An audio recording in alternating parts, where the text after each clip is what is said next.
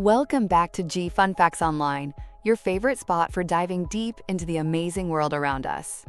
Today, we're wielding a scientific superpower, a veritable time machine, to journey back thousands of years into North America's past. What's this incredible tool, you ask? It's radiocarbon dating. And let me tell you, it has absolutely revolutionized how we understand the history of this continent, especially when it comes to figuring out how human populations grew and changed long before written records. So how does this magic work? Radiocarbon dating is all about an element you know and love, carbon. Specifically, a radioactive version of it called carbon-14, or to the power of 4C for short.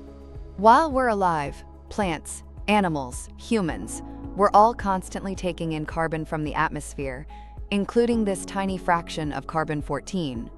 It's like we're keeping our carbon-14 levels topped up, but the moment an organism dies, that intake stops, and that's when the clock starts ticking. The carbon-14 in its remains begins to decay or break down at a very predictable rate. It has a half-life of about 5,730 years.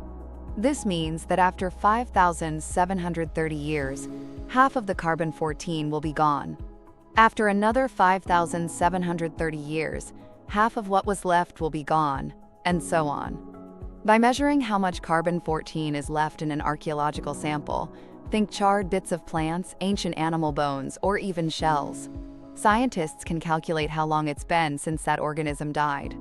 Pretty neat, right? This method is effective for materials up to about 50,000 years old. Now you might be wondering, what about things like stone tools or pottery? They're not organic, so they can't be directly dated using carbon-14, and you'd be right. But archaeologists are clever. They can date organic materials found now alongside these artifacts.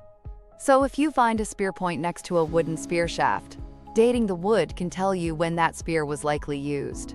And technology has made this even more amazing. Advances like accelerator mass spectrometry, or AMS dating, are game changers. AMS can date incredibly tiny samples, like a single kernel of corn, by directly counting the carbon-14 atoms.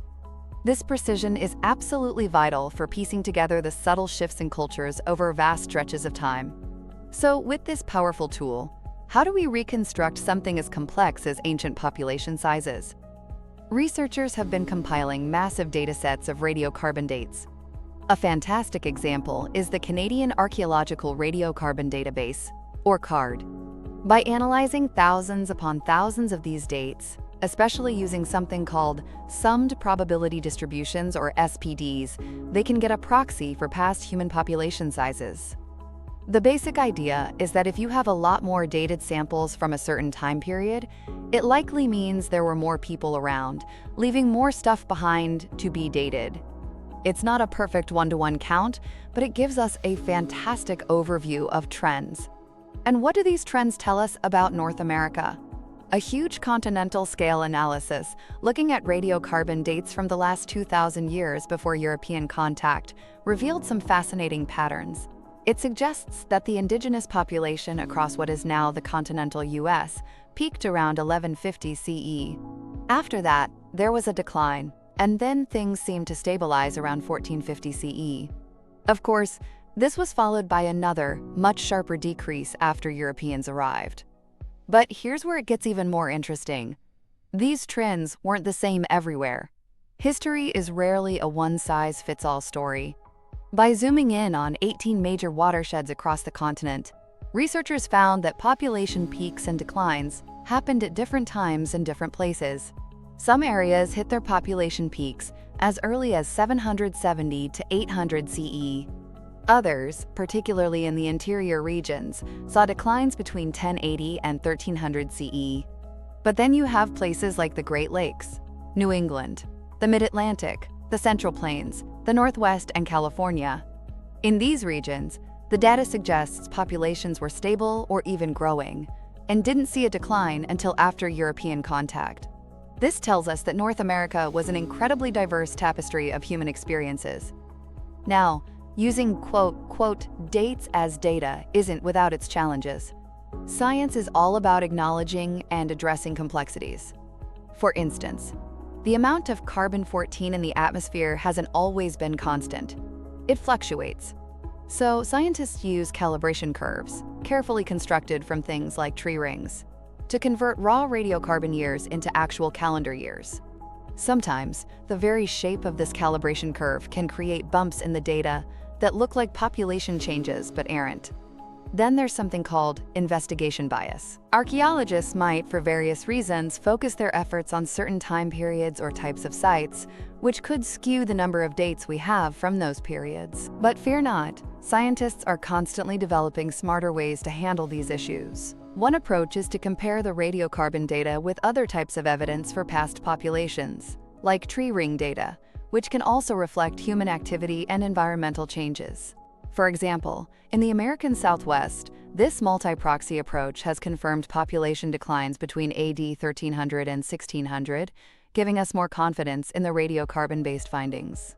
Plus, newer Bayesian statistical models are being used. These are sophisticated mathematical tools that help refine population estimates by properly accounting for the uncertainties and error margins that are inherent in every radiocarbon date. It's all about getting a more accurate and nuanced picture. What all this research increasingly shows is that significant population declines occurred in some regions of North America before European contact. These weren't caused by Europeans, but likely by a mix of factors. Things like climate change, especially severe droughts, the spread of diseases in densely populated settlements, people migrating to new areas, and even warfare. It paints a picture of a dynamic, fluctuating demographic landscape long before Columbus. It makes you think, doesn't it? If Europeans had arrived a few centuries earlier, they might have encountered even larger, or perhaps more cohesively organized, indigenous societies in certain areas. The precision of radiocarbon dating is also crucial for understanding the impact of European colonization itself. For instance, by using advanced modeling techniques that combine tree ring data with carbon data, the occupation period of sites like the Jean-Baptiste Launay site in Ontario has been significantly revised. This suggests that initial interactions between some indigenous communities and Europeans happened later than previously thought, and it highlights the incredible persistence and adaptation of indigenous peoples. So what's the future hold? The work is far from over. Scientists are continually compiling and refining radiocarbon databases. Analytical techniques are getting more sophisticated. All of this is enhancing our ability to reconstruct the incredibly complex demographic tapestry of North America. This isn't just about ancient numbers. It's about challenging long-held, often simplistic narratives about indigenous societies both before and after European contact. By providing solid timelines and robust data, radiocarbon dating remains an absolutely indispensable tool. And with the development of publicly accessible databases containing tens of thousands of dates, researchers will be empowered to explore even more questions about North America's rich and ancient past. That's all the time we have for today on Fun Facts Online. I hope you found this journey into the world of radiocarbon dating as fascinating as I do. Join us next time for more amazing insights. Thanks for listening.